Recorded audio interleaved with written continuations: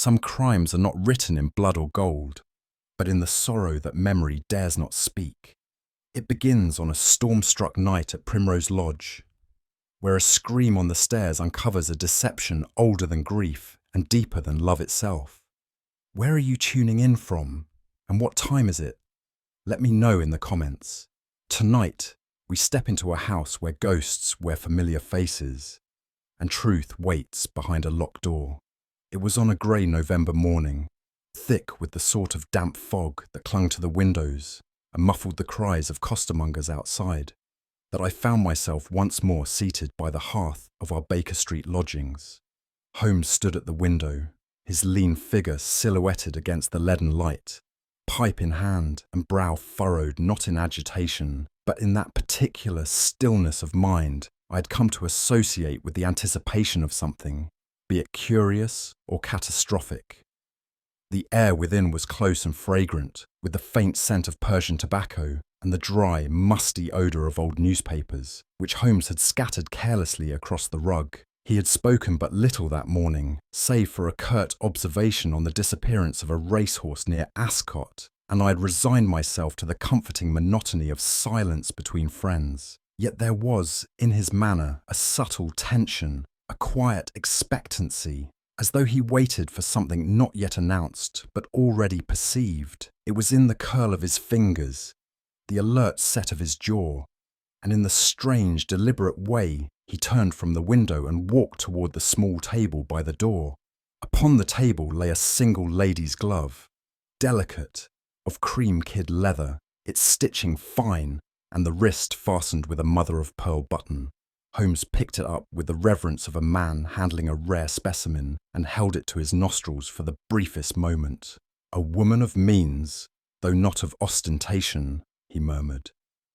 Left-handed, approximately 30 years of age, unmarried, and engaged in some sedentary profession, likely academic or clerical.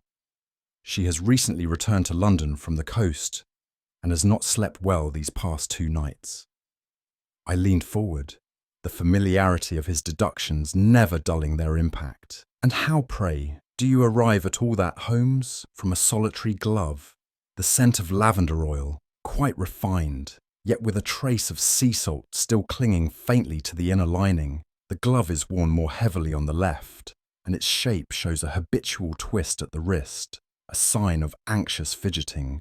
The recent scuff near the thumb suggests she dropped it hastily, perhaps under distress. As for the occupation, the ink smudge near the cuff and the flatness of the fingertips speak plainly enough."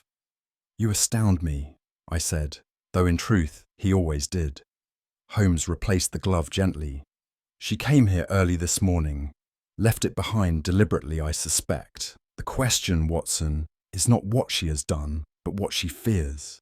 And just then, as if in answer, there came a knock at the door and the rustle of letters sliding across the floorboards. I stooped to retrieve the envelope that had been slipped beneath our door. Thick, cream vellum, unmarked by any return address. Holmes had already taken his seat and gestured for me to open it. The handwriting within was delicate but unsteady, the ink smudged in places, as though written with a trembling hand. "Mr. Holmes, evil walks, where once there was only stone and silence. It wears no face, but I feel it watching me still. I fear my mind, and I fear something far worse. Come to Primrose Lodge. I dare not sign my name, but I beg of you, come quickly." I looked up from the note with a frown. "Unsigned," I murmured, and written in a state of near panic.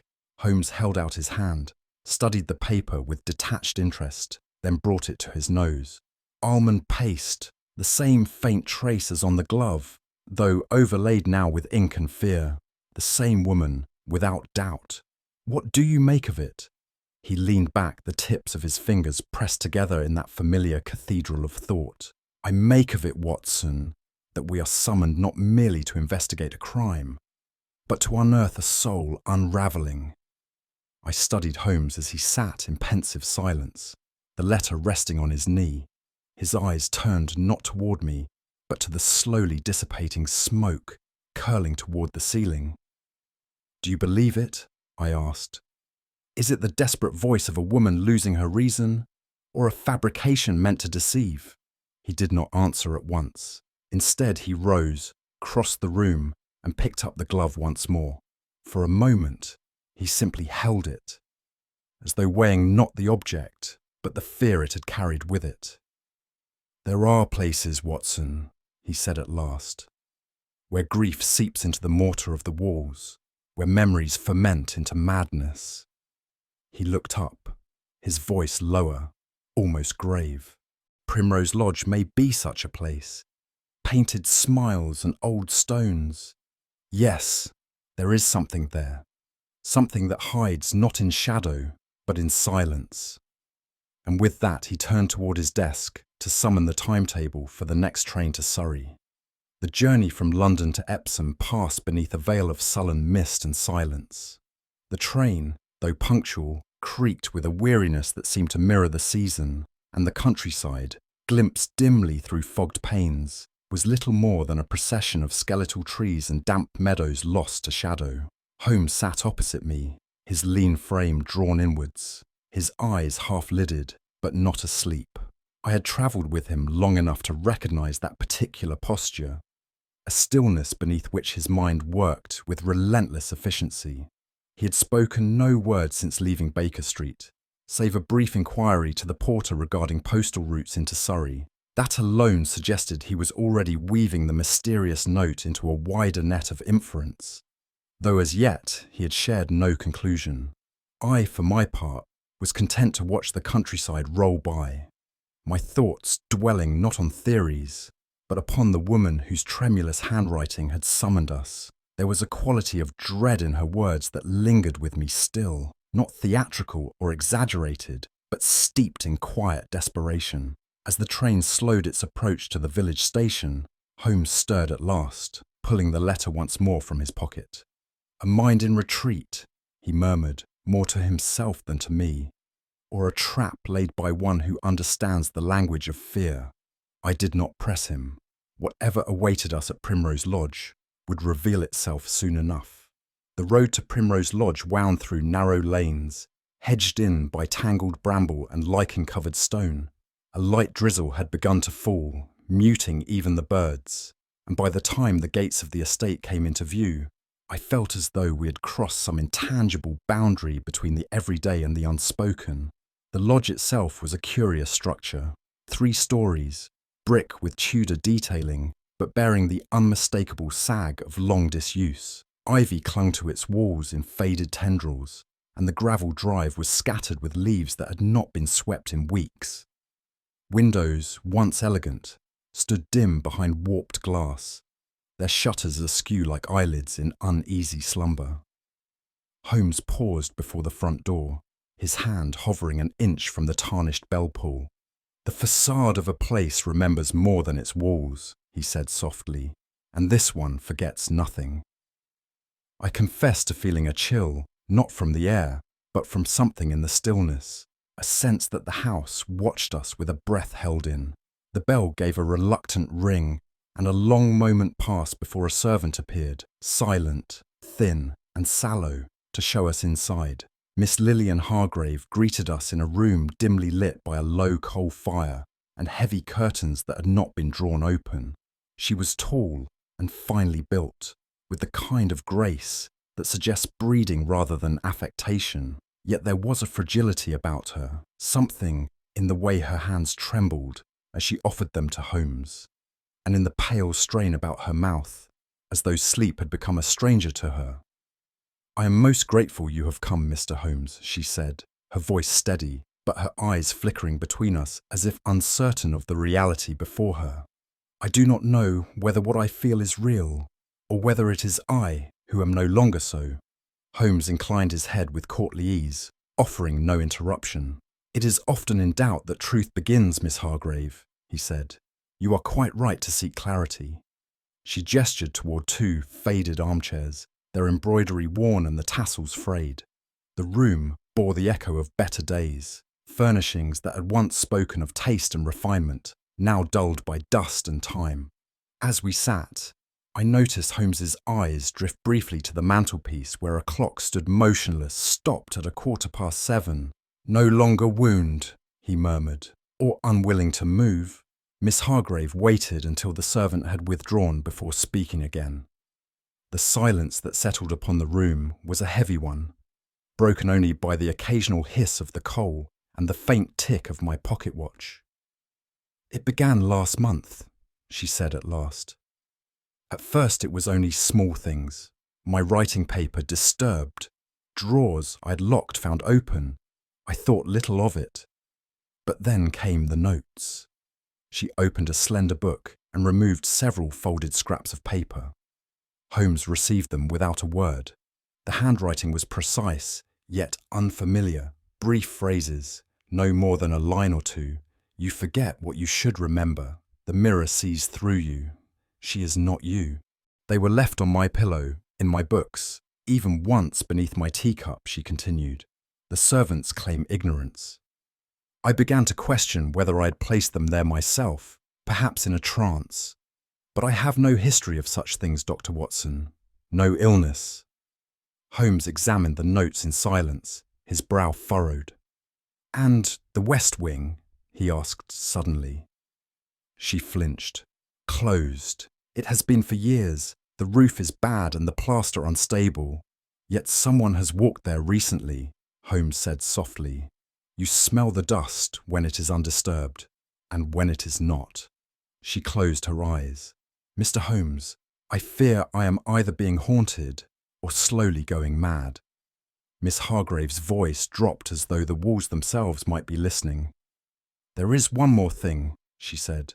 "My brother, Julian, he lives here as well, but you may not see him."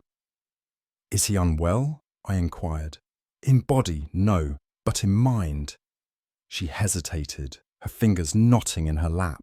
"He served in the East in Herat, and returned, changed. There were months he could not speak. Now he speaks only to me, and rarely." Holmes steepled his fingers, his gaze sharp. "And does he know of these disturbances?" "He senses them," she replied. "Sometimes I find him standing in the corridor, just listening. He never says what he hears. And the servants," she gave a faint shake of the head, "they deny everything, but I do not trust their denials. There is something in their eyes, particularly Jennings, the butler, a kind of knowledge they won't admit." Holmes rose slowly and paced to the hearth. "A house divided by silence, a woman adrift in shadows, and a brother wrapped in riddles," he said, almost to himself. He turned to her. "Miss Hargreaves, I ask only this. Speak the truth as you know it. The rest, I assure you, will reveal itself." In the days that followed our arrival at Primrose Lodge, Holmes moved with a feline subtlety through the halls of that weary estate. He did not question directly, nor did he issue orders or assumptions. Instead, he studied the rhythms of the place, the comings and goings of servants, the tread of footfall on stair and stone, the creak of floorboards that betrayed more than they concealed. It was not long before I too noticed the silences, how certain doors seemed never to open, how the staff spoke in whispers only when Holmes approached, and how the air itself seemed to grow heavier in the westward corridor. There was, in particular, a curious tension that clung to Jennings, the butler. He was precise, efficient, and unnervingly quiet. When Holmes made some mild remark about the house's architectural symmetry, Jennings blinked, not with surprise, but with something very like apprehension. "You see it, Watson," Holmes murmured as we passed once again through the upper landing. "The fabric of fear in this house is not only in Miss Hargreaves, it has woven itself into the very staff." "And yet none will speak," I replied. "No," he said, "not yet." There was something else Holmes was waiting for, an unseen pattern he had begun to trace, though the full outline of his thoughts remained for the moment his alone. But as evening settled in with its familiar hush, I could sense it. The lodge did not sleep easily. Something, someone, watched from behind closed doors. It was on the third afternoon of our stay that my curiosity overcame me, and I found myself standing before a corridor that led into the west wing. The door, though not locked, was firmly shut and bore the faint scent of mildew and stale air. As I reached for the handle, Jennings appeared at my elbow with the uncanny swiftness of a ghost. "Forgive me, Doctor," he said, his voice smooth but strained, "but that part of the house is unfit. The roof has bowed in 2 places, and the plaster along the southern wall is liable to fall. And yet I hear footsteps there in the night." I replied quietly. His face did not change, but the faintest flicker crossed his eyes. "Old houses often echo strangely, sir." I turned away, but not before noting the faint impressions of recent contact, dust disturbed upon the handle, and the absence of cobwebs one might reasonably expect after years of disuse. That evening, Holmes and I spoke little over our modest supper, but I noted that his gaze lingered long on the ceiling above us. "Water damage," he murmured, repeating the phrase with disdain. It is the sort of excuse one employs when the truth would burn the throat to utter aloud. The next morning, with Holmes' subtle encouragement, I took it upon myself to venture into the village, to learn what I might of the household from a source unshackled by duty. At the local bakery, I inquired after former employees of the lodge, and after some coaxing, was directed to a cottage at the edge of the common.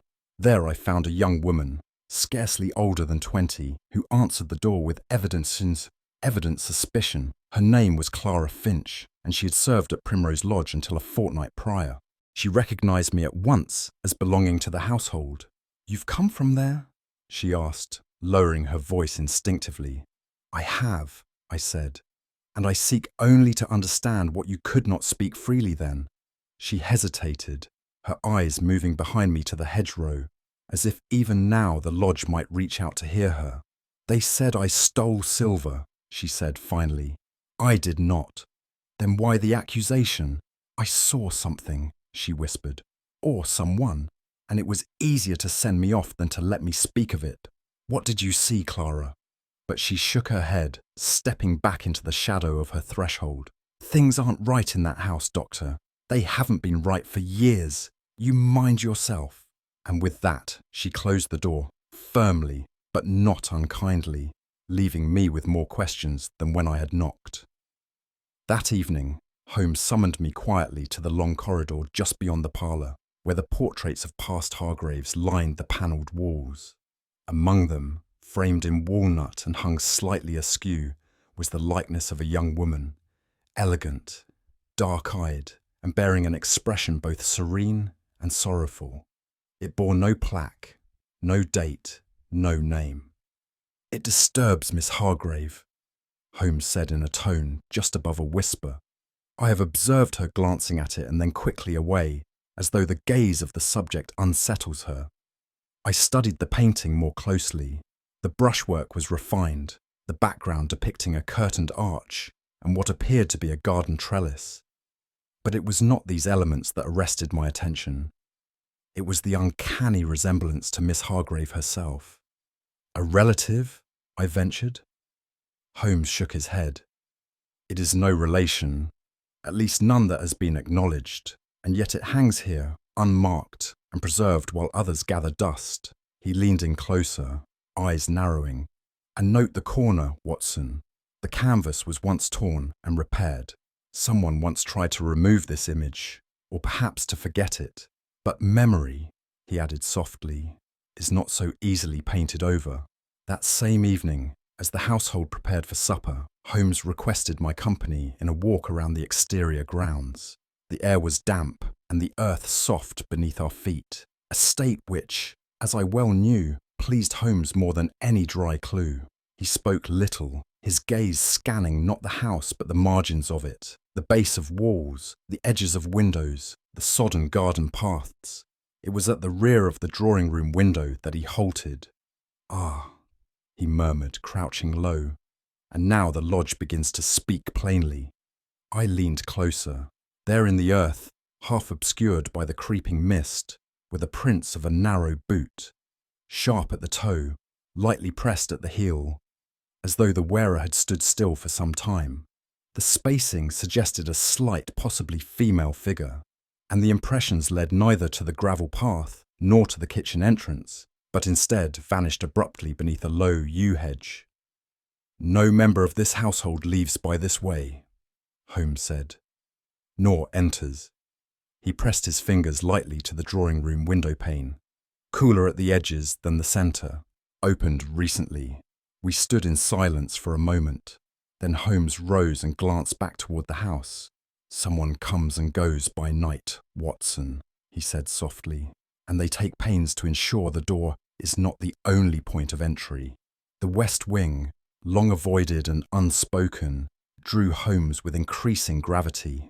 Late that night, while the rest of the house lay wrapped in uneasy dreams, we ventured together into the forbidden passage under pretext of inspecting the plumbing, a tale Holmes relayed to Jennings with feigned irritation and admirable falsehood. The corridor beyond the sealed arch bore the scent of rot and disuse. The wallpaper had curled away from the lath in places, and cobwebs adorned the upper corners in lace-like droops. Yet Holmes's lantern, sweeping low across the floorboards, revealed something quite contrary to decay. "There," he whispered. At the base of the wainscot, just beside a warped doorframe, lay a half-burned candle. Its wax collapsed inwards, still bearing the indentation of a recent flame. It sat in a small iron dish, scratched along its base, as though it had been moved hastily across the floor. More telling still were the faint marks along the corridor, a scuffed footprint, the displaced layer of dust, a fingernail-sized chip missing from the skirting board. "Someone walks here often," Holmes said, rising. "They are careful, yes, but not careful enough." "And for what purpose?" He looked at me then, not coldly, but with a kind of grim compassion. "For memory, I suspect, or penance. But whether it belongs to one living in this house or one merely hiding within it, that, Watson, remains to be seen." The following morning, I found Miss Hargreaves seated in the small sun parlour, a shawl drawn over her shoulders and her gaze fixed upon nothing. The sunlight, weak as it was, seemed not to touch her. "I must ask about your brother," I said gently. "Julian." She hesitated, then nodded faintly. "You are right to inquire, Doctor. Julian. He was not always as you see him now. He was once lively, proud, full of fire, but something broke in him while abroad, in Vienna." She paused. "He was placed in care there for several months. Father thought it best to keep it private.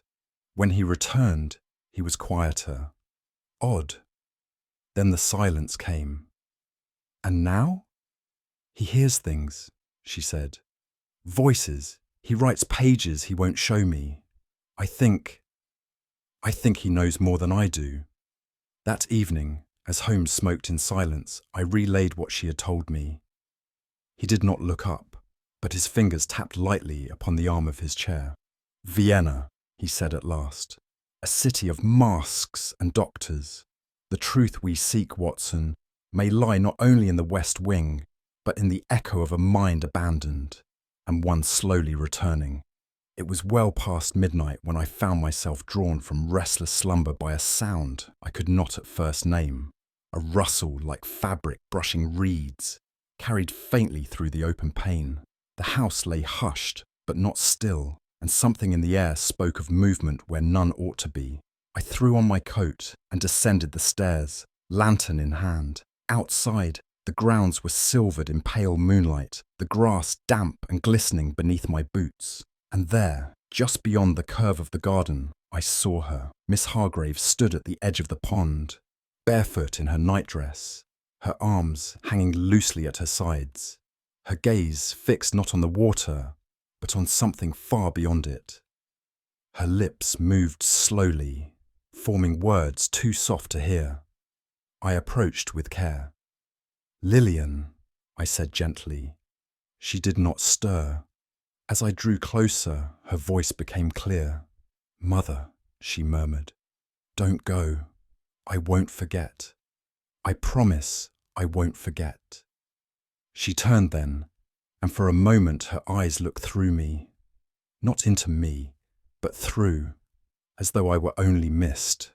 I guided her carefully back toward the house, her steps slow and dazed.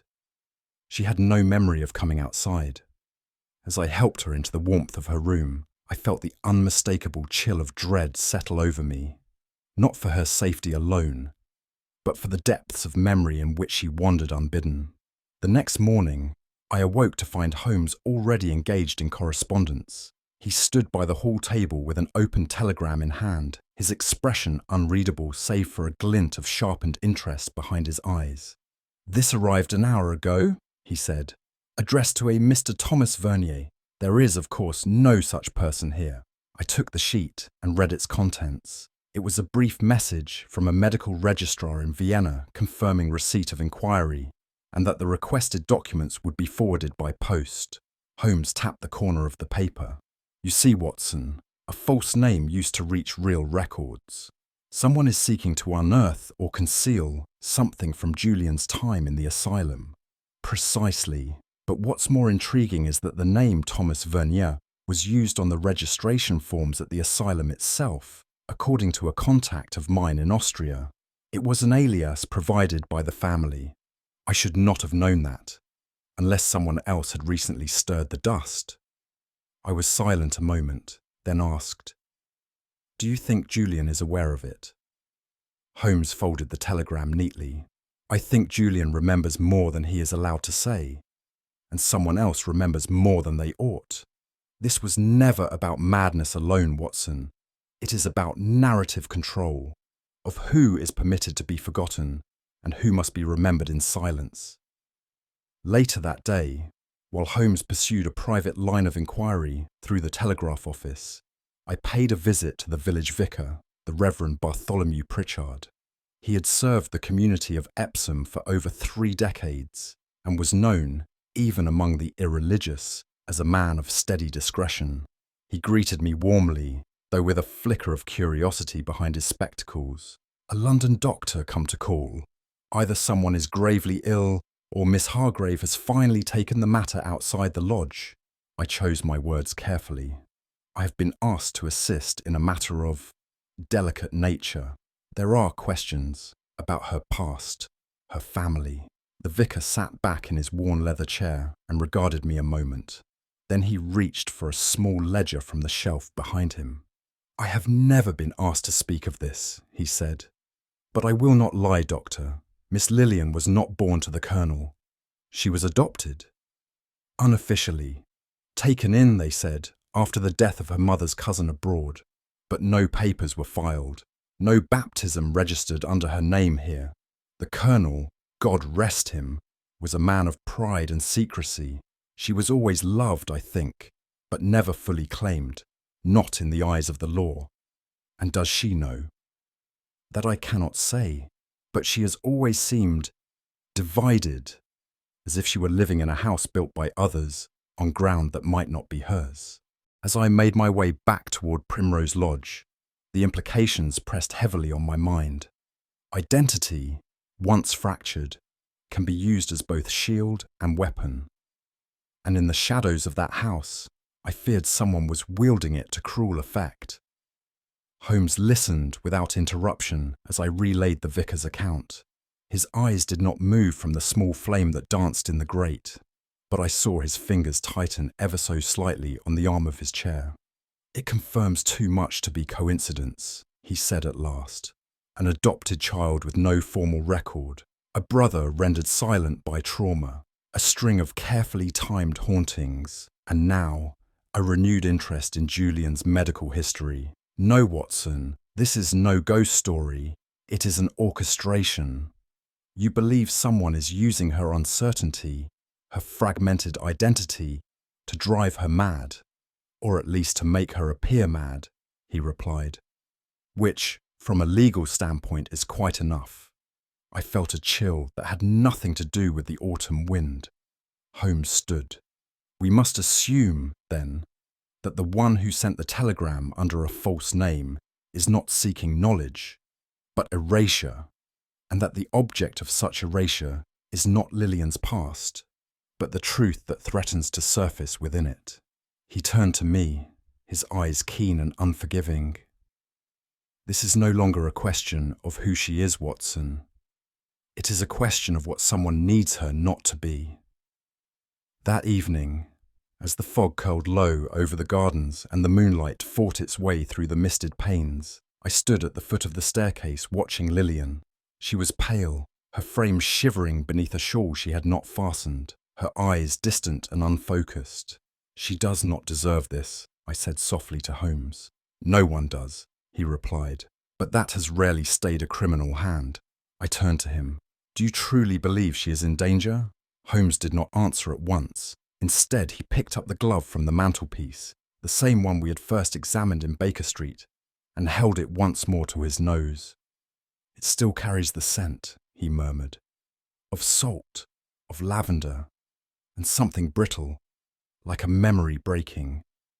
He turned to me then, no trace of warmth in his expression.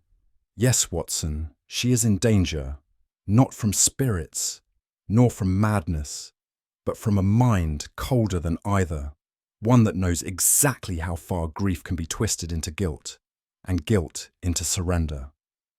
He glanced toward the darkened west wing. "And now," he added, "it is time we see what truth may be drawn from silence, if one is willing to listen closely enough." The storm announced itself with little warning, a distant growl that became, within minutes, a cacophony of wind and rain lashing against the brittle window panes. I had been reading by lamplight in the study, while Holmes paced in silence, his brow furrowed beneath the weight of unspoken calculation. Even the house seemed to shrink within itself, the timbers creaking under the weight of weather and history. The servants had long since retired, and Miss Hargreaves had taken her leave earlier, her face drawn and her words few. Only the distant ticking of the long case clock marked the passing of time. Then, as the thunder cracked directly above us, came a scream, not shrill but deep and guttural, like the wrenching of something from the very soul. Holmes was on his feet before I had risen fully, already moving toward the main stair. We reached the upper hall in moments. There, crumpled at the base of the grand staircase, lay the motionless form of Julian Hargreaves, his limbs twisted unnaturally, his face turned toward the shadows. Miss Hargreaves stood 2 steps above, frozen. Her hands clutched the balustrade, her eyes wide, not with surprise, but with something older and far more terrible. "He was calling for me," she said, barely a whisper. Holmes did not respond. He knelt slowly beside the body, and in that stillness I felt it. Not the climax of madness, but its cold, deliberate orchestration. I knelt beside Holmes, my training overtaking my dread. Julian Hargreaves lay unconscious, though alive, his breath shallow and ragged. A crimson line ran from his temple to the floor, the blood now beginning to darken as it mingled with the dust upon the wooden stair. "There is swelling," I said, after examining the wound. "The injury is recent, and not the result of a fall alone."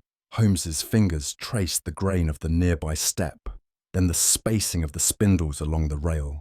He said nothing, but his gaze was taut with thought. He withdrew his magnifying lens and examined the floorboards surrounding the body, pausing briefly to press one gloved hand against the lower stair. "He struck this edge, but not with the force of a tumble," Holmes muttered. "There is no scuff on the shoes, nor fracture of the wrist or collarbone. Common signs of a fall. The damage is localized and deliberate." Miss Hargreaves remained at the landing, her mouth parted, a single hand pressed to her chest. "He asked me to meet him," she murmured. "Here, on the stairs." Holmes rose. "So he spoke tonight?" She nodded. Only a few words, but clearly. The wind howled once more through the narrow corridor. Holmes turned to me. "Let us have him taken to his room, Watson, and let no one else near him, not until I have examined what else this house has chosen to show us tonight." As I helped the footman carry Julian Hargreaves upstairs, Holmes remained below, his gaze fixed not on the man, but on something clutched tightly in his left hand. Gently, he pried the fingers apart, revealing a crushed white rose. its petals bruised, its stem still bearing the dew of the garden, though none of us had ventured near it since the storm began. "A white rose," I said, frowning. "In November." Holmes examined it carefully. "A symbol more than a flower, I should think. There are no blooming rose bushes within 20 yards of this house." He turned it slowly in his hand. Someone wanted him to hold this. Perhaps he picked it up himself. Or perhaps it was placed there, after the fall. "Placed?" I echoed. "To suggest innocence, or to manufacture sentiment," he said. "You see how the stem is bent as if by force, and the petals crushed not by fall, but by grip. This was held tightly, perhaps desperately." I watched him place the flower gently upon the table. It looked absurdly fragile amid the gloom. "An out-of-season flower," Holmes said softly, "left in a house of faded memory. Whoever brought this meant to remind or to confuse." He looked up sharply. "And in such hands, the line between the two is perilously thin." As Holmes turned his attention back to the staircase, I remained silent, observing how carefully he examined the upper posts and railings. Withdrawing a white handkerchief, he wiped at the underside of the carved oak banister and held it to the light. "Oil," he said quietly. I stepped forward. "From a lamp, perhaps?" "Not likely. The residue is mechanical, thicker, almost tar-like. It has no place here. And yet it is fresh, Watson. Applied within the hour." He gestured to a slight smear running along the outer edge. "Someone laid this deliberately. It would be nearly invisible to the eye, but treacherous to the hand. A person ascending in haste might easily slip, misjudge their balance." "A trap," I said. "Or the residue left by one," he replied. "But the greater question, as always, is motive. Why now? Why Julian?" I could think of no answer that did not involve madness or malice. Holmes stood at the base of the stair, lost in silent reckoning. This was not an accident, nor was it a crime of passion. It was planned, rehearsed, set in motion with the coldness of someone who believes they are right. He turned slowly.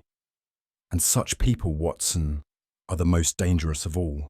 We found Miss Hargreaves seated in the drawing room, her hands trembling as she unfolded a scrap of cream paper from within her sleeve. She passed it to Holmes without a word. It bore a short message, hastily written: "Meet me by the stair at 9. There is something I must confess."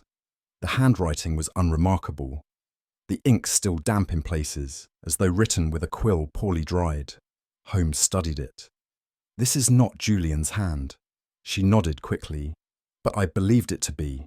He has spoken so little of late that I could not question it. I only hoped it was the start of something mending between us." Holmes said nothing. He lifted the paper to his nose. "Violet ink," he murmured, "and a faint trace of orange blossom." He looked at her then, not unkindly, but without softness. "This was never meant for reconciliation, Miss Hargrave. It was bait." Her face crumpled. "Then I caused it," she whispered. "If I had not gone, you received the note. You did not write it. That distinction matters, even if guilt does not easily recognize it." But as he turned back toward the hallway, I saw in her face the shadow of something deeper than guilt. Fear that the deception had begun not tonight, but long ago. She sat hunched before the fire, her fingers clenched tightly in her lap, staring not into the flames, but through them, into some inner landscape where memory and self-accusation had begun to blur. Holmes stood apart, unmoved in posture, yet I knew him well enough to see the tension in his stillness. I could not speak. Her sorrow was too naked, too near, for in that moment I saw not a victim or accomplice, but a woman held fast in a snare of someone else's making, one woven not with force, but with threads of trust, memory, and silence. Holmes's eyes did not leave her. When I descended the stair the next morning, Holmes was gone. Jennings informed me in his usual affectless manner, that Mr. Holmes had departed by carriage shortly after sunrise, leaving no destination and offering no time of return. Such disappearances were not foreign to me, and yet in the charged atmosphere of Primrose Lodge, his absence unsettled more than it explained. The house held its breath. Julian Hargreaves remained unconscious, watched over by a wary maid and a physician summoned from the village.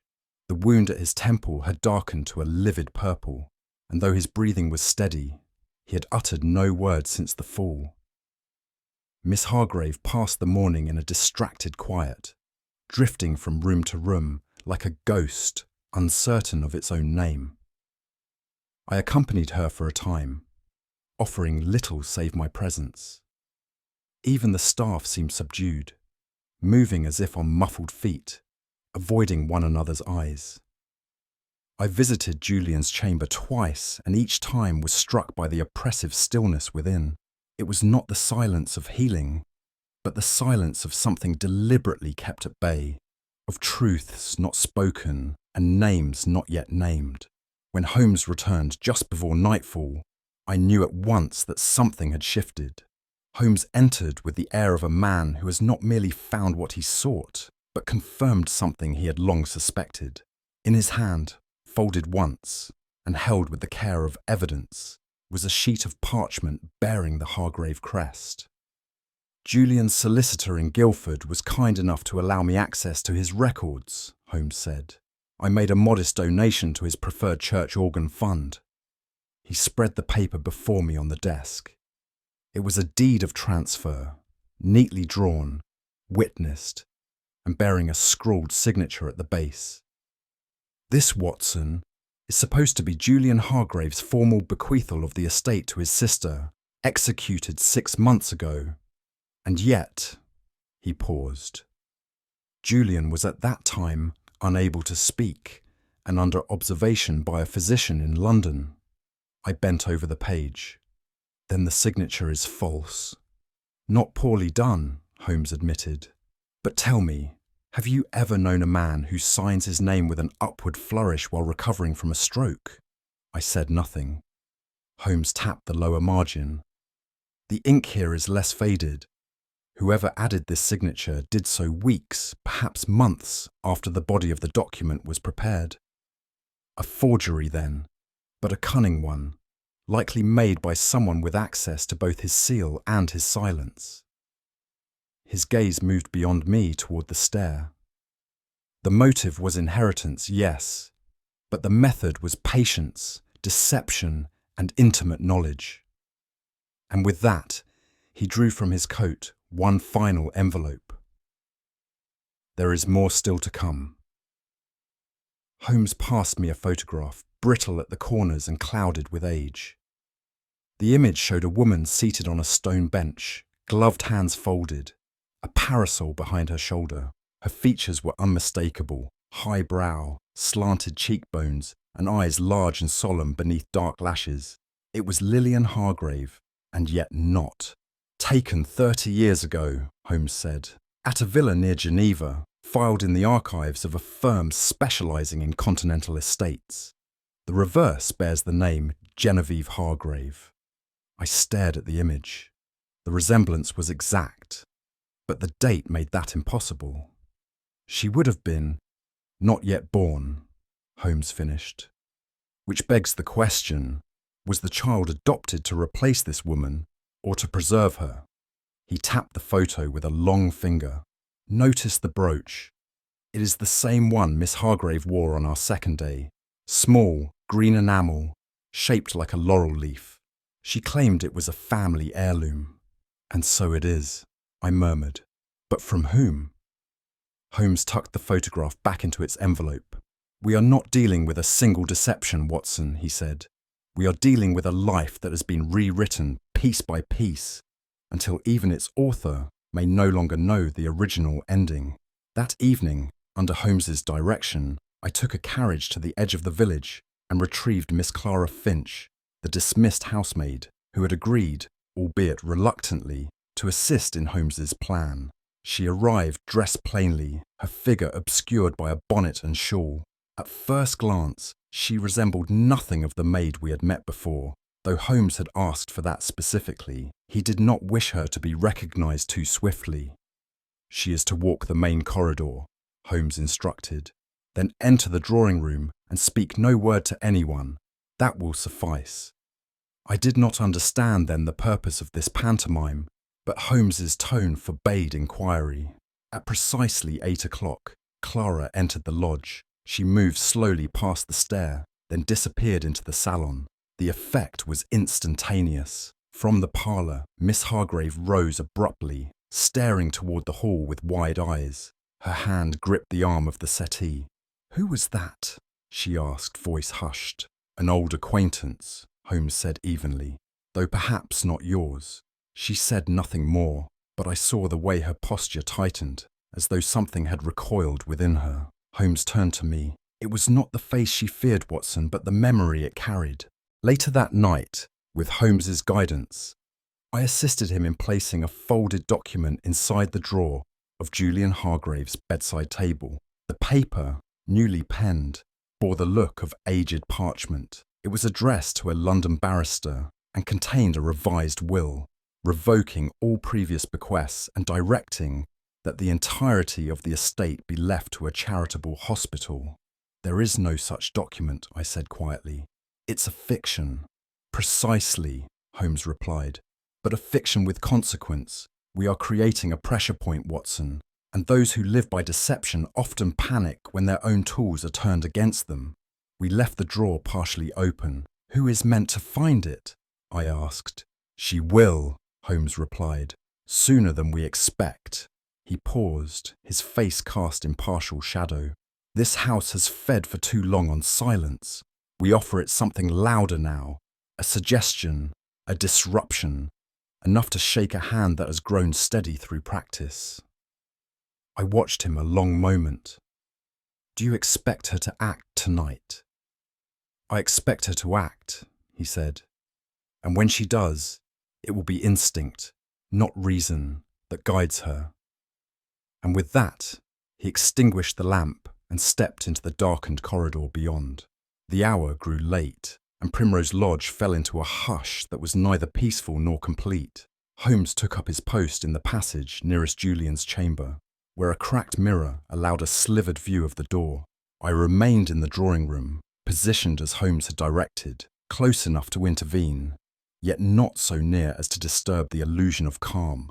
The fire burned low, casting shifting shadows across the walls. Miss Hargreaves passed through once, pale and preoccupied. Her steps, I noted, were quieter than usual. Time passed slowly. The wind returned, rattling the window panes in brief bursts. Somewhere above, a board creaked, once, then again. Then came the sound. A muffled cry, sharp, startled, followed by the soft thud of something dropped.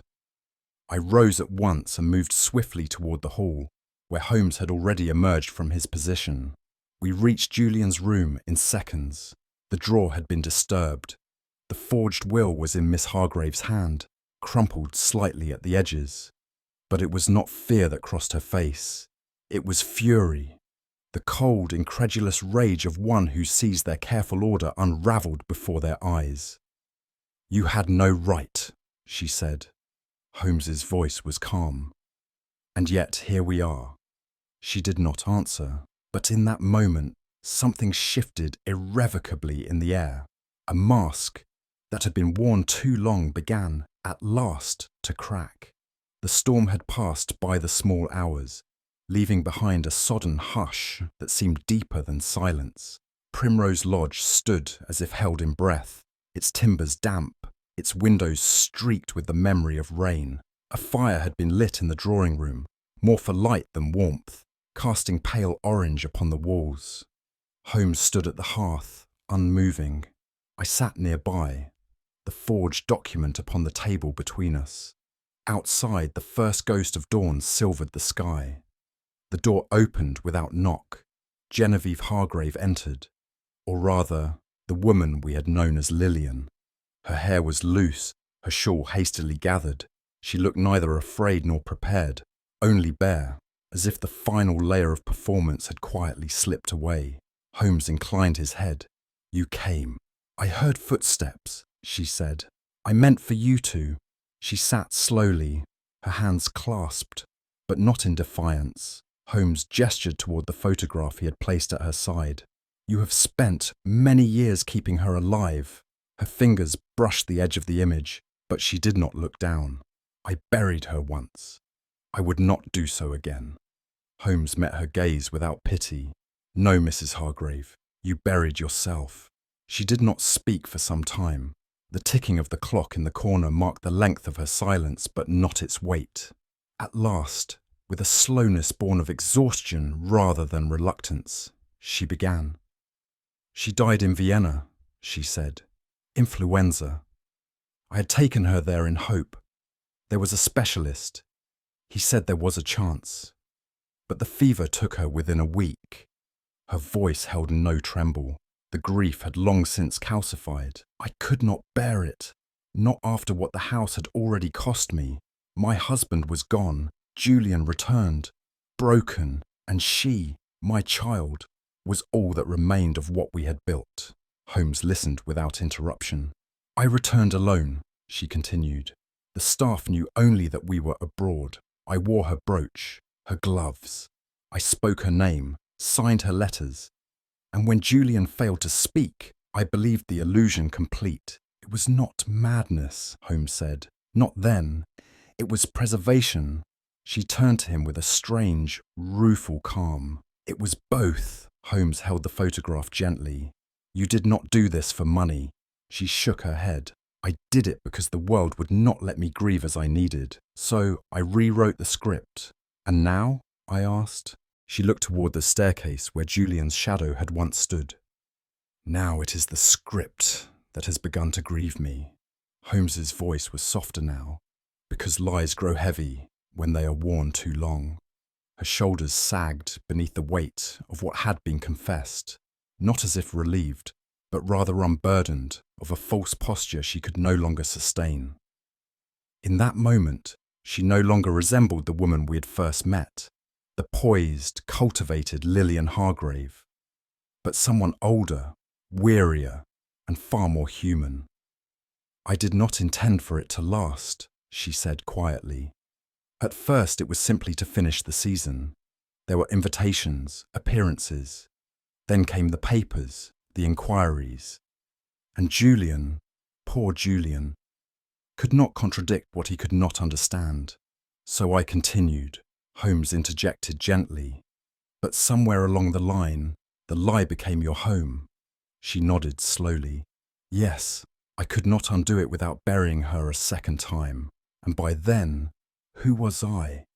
A widow? A fraud? No.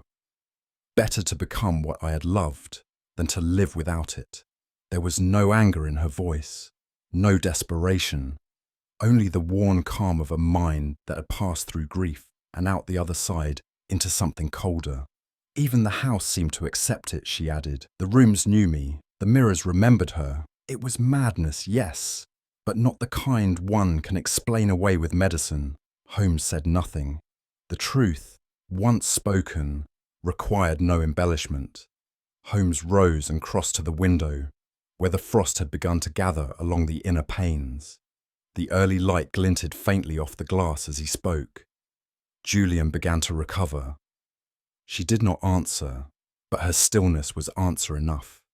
He muttered names, dates. Perhaps saw in you not his sister, but someone else. Perhaps he began to see too clearly. Her voice, when it came, was barely audible. "He asked me why I still wore her ring." Holmes turned to her. "And you struck him." She closed her eyes.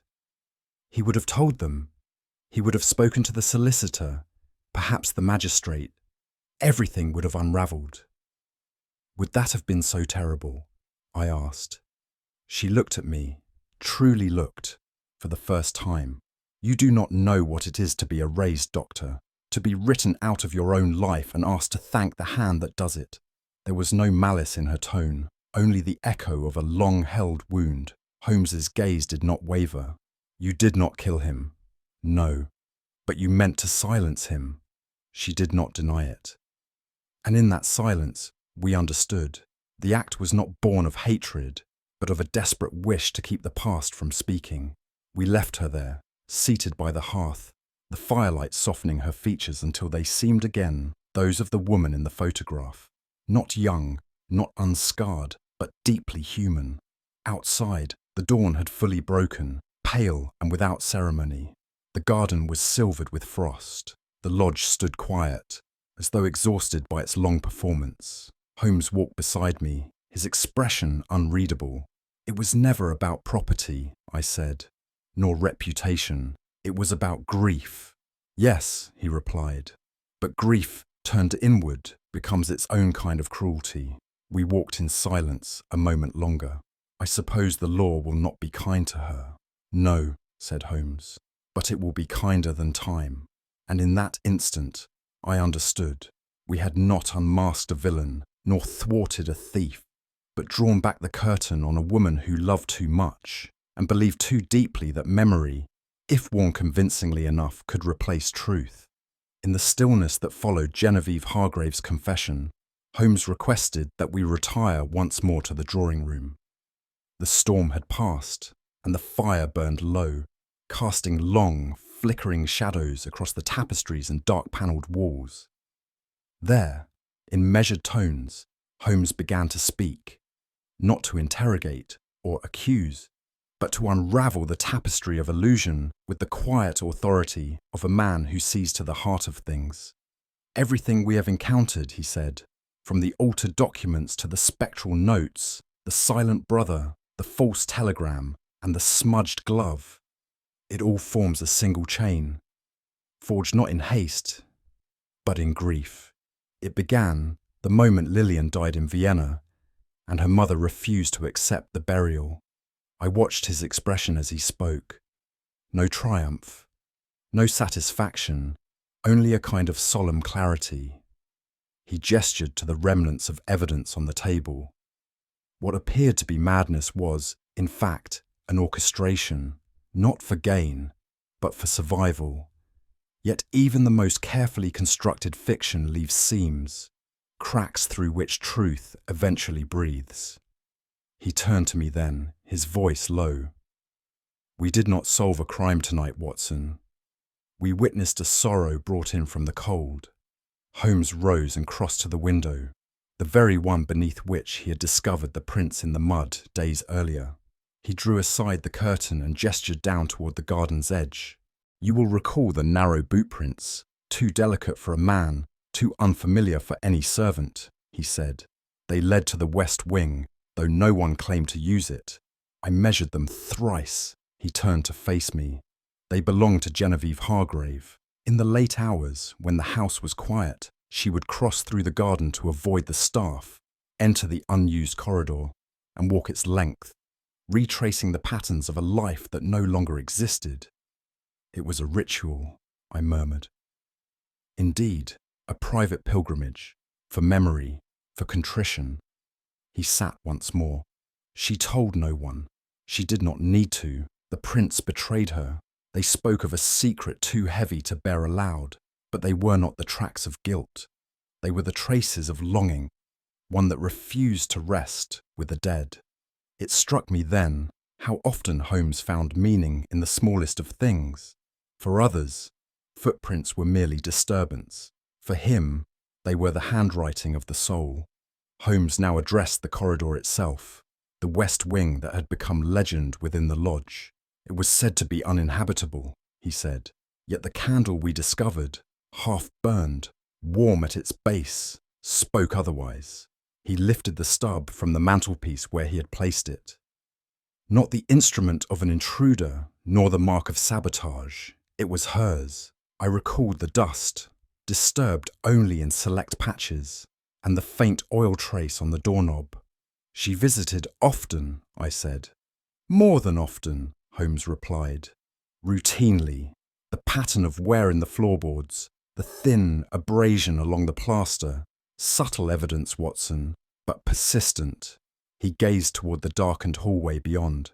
She moved through it as one walks through memory, not space, lighting a candle not to see, but to honor. In that corridor, she was not Genevieve the impostor, nor Lillian the illusion, but a mother seeking the shape of her daughter's ghost. And she never meant harm?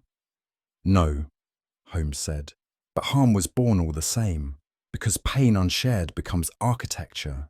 It seeps into walls, twists doors off their hinges, and leaves footprints even in silence. In that narrow hall, grief had not whispered. It had walked. From his pocket, Holmes withdrew the intercepted telegram, the one sent under the false name of Thomas Vernier. He unfolded it slowly, smoothing its creases with exacting care. This, he began, was not a request for news. It was a command for absence. It sought to confirm that Lillian Hargrave had died in Vienna and that the records, if possible, might be withheld or destroyed. I studied the message again. There was no signature, no reply address. She feared exposure, Holmes continued. Not only from Julian, whose memory had begun to return, but from the world beyond the lodge. If the asylum's records had reached England, if they had been matched to the girl she once was, the masquerade would have unravelled overnight. And so she tried to erase the record, I said. Yes, Holmes replied. Not out of cunning, but desperation, the final act of a soul already at war with its own history. He folded the telegram once more. What is curious is not that she attempted it, but that she waited so long to do so. Somewhere inside her, a part still hoped the illusion could hold without violence, that it could remain intact without interference. He looked toward the stair. But illusions, Watson, are brittle things. Holmes now turned to the painting, the portrait of the unnamed woman that hung in the corridor of family ancestors. It was this, he said, that stirred her most deeply. You recall her glance, the sudden retreat, the unspoken dread, not because she did not know who it was, but because she did. We rose and approached the frame once more, the light from the fire catching faint glints in the varnish. There she was, the same mouth, the same gaze, the same quiet gravity. It is not a likeness of the child, Holmes continued, but of the mother, Genevieve herself, as she once was, before the war, before the grief, painted before she lost her husband, her son's reason, and finally her daughter. And she left it unsigned, I asked. No, he said. She tried to remove it. Look here. He pointed to a faint tear, carefully patched. She tore it once, but then restored it. She could neither live with it nor without it. Holmes folded his arms. To see oneself on the wall, frozen in youth, while pretending to be someone else entirely, that is a cruelty not inflicted, but chosen.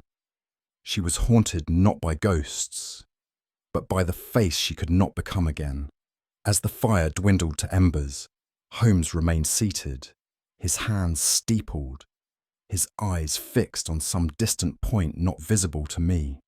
When he finally spoke, it was not with the voice of the detective, but of the man beneath the lens. There are afflictions, Watson, he said, that do not announce themselves in fever or fit. They creep, like ivy, through the corridors of memory, suffocating, not shattering. He drew a breath. Genevieve Hargrave did not set out to deceive the world. She simply could not live in it, and so she built another, stone by stone, gesture by gesture, until her grief had architecture, language, and legal standing. I nodded slowly. But at what cost? He glanced toward the door. At the cost of truth, of clarity, of peace. There was no triumph in his face, no satisfaction in being right. She loved too deeply, Holmes said, and trusted that love alone could substitute for what was lost. But when love becomes theatre and memory its curtain, it becomes not salvation, but confinement. He rose quietly. She tried to keep her daughter alive, but in doing so, she entombed herself. And with that, we let the final silence settle upon the room, neither to condemn nor to forgive, but simply to understand. We returned to Baker Street under a grey and unspeaking sky. London received us with its usual indifference. The rattle of wheels on stone, the endless hiss of rain upon iron. Yet within our familiar lodgings, a different quiet reigned. One not born of weariness, but of thought. Holmes did not reach for his violin, nor did he sink, as he often did, into his chemistry or his clippings. He stood instead at the hearth, pipe unlit, his gaze fixed not upon the fire, but upon something far beyond it, some scene perhaps, visible only to him. I knew better than to interrupt such meditations. There were occasions when his mind moved like the gears of a watch, precise and methodical, but there were rarer moments, like this one, when the matter at hand pressed not against intellect but against conscience. He had solved the case. The threads had been drawn, the curtain lowered, and yet I sensed no satisfaction in him, only silence, the kind that lingers after a note held too long. He turned to me at last and spoke in a voice quiet and deliberate. "There are tragedies, Watson, in which justice plays no part, for no law can mend the architecture of the heart." Holmes sat down opposite me and steepled his fingers. His eyes bore the faint trace of melancholy, though his voice remained composed. "It is curious," he began, "how the world is quick to condemn actions without first examining the motives beneath them. Genevieve Hargreaves struck her son not out of greed or hatred, but out of fear that the illusion she had woven so painstakingly would unravel, taking with it the only semblance of life she had left." He paused and glanced toward the window, where the fog curled like smoke around the gas lamps. "She did not forge those documents to defraud. She did not impersonate her daughter to deceive. She did so to remain alive in a world that had rendered her obsolete. Her love was real, Watson, real and ruinous. It crossed into that treacherous ground where affection, untempered by reason, becomes tyranny. Yet love is supposed to heal," I offered quietly. Holmes nodded. "And so it does, when rooted in truth. But her love sought to overwrite the past, not honour it. In doing so, it became monstrous without meaning to." He leaned back. "It is one of the cruelest ironies I have observed, that in trying to preserve a life, she destroyed 3. Holmes reached for a book, but did not open it. Instead, he spoke with an almost philosophical detachment. "There is a peculiar violence, Watson, in memory left to fester unchecked. Genevieve's delusion did not begin with her daughter's death. It began with the belief that memory alone could substitute for reality. She did not recall Lillian as she was, but as she wished her to be, and so, over time, she ceased to remember and began to invent." I nodded slowly. "A fiction within a fiction." "Precisely," he said. "She could not tolerate the silence of the West Wing, and so she filled it with shadow play, with imagined voices, with rituals, the notes she left for herself, the walks in the corridor, the portrait hidden in plain sight. All these were her liturgy." He turned to face me fully. "But memory, Watson, is a treacherous curator. It presents not what occurred, but what we need to have occurred. And when it detaches entirely from truth, it does not comfort, it confines." I saw now what he meant. Her lie had not been a single act, but a gradual erosion of truth, one grain at a time. And like all prisons of the mind, he concluded, it required no walls, only sorrow. It was many days before I could write of the affair at Primrose Lodge without an ache in the pen or a tremor in the line. The facts, as Holmes had laid them bare, admitted no ambiguity, and yet my heart could not render a verdict as coldly. We are trained, by law, by custom, even by conscience, to believe that guilt must wear the mask of malice, that those who harm must wish harm. But in that drawing room, As I watched Genevieve crumple beneath the weight of her own confession, I saw no villainy, only the wreckage of a woman who had loved beyond the limits of reason. She had erred gravely. She had deceived, forged, and struck. Yet each act, however misguided, arose from a place not of hatred, but of unbearable loss. And this, I think, is what troubled Holmes most of all, that the machinery of justice, so often aligned with his logic, could offer no remedy for the wounds he had exposed. Julian Hargreaves would survive, though never whole. Genevieve, it was said, would be committed quietly and without public trial. No names were printed, no charges brought. The world moved on, as it always does. But I, who had borne witness, did not forget. Holmes said little of the case thereafter, yet on quiet nights, when the wind howled past the chimney and the fire settled into ash, I sometimes caught him gazing at the hearth with that same faraway look he wore the morning we returned. And I knew that in the great ledger of his deductions, this case would remain, unresolved not in method, but in meaning. For there are crimes of grief, I have learned, that no verdict can touch. The fire had sunk into a bed of quiet embers, and the clock marked the hour with a solemn chime, when Holmes, still seated in contemplative stillness, broke the long silence.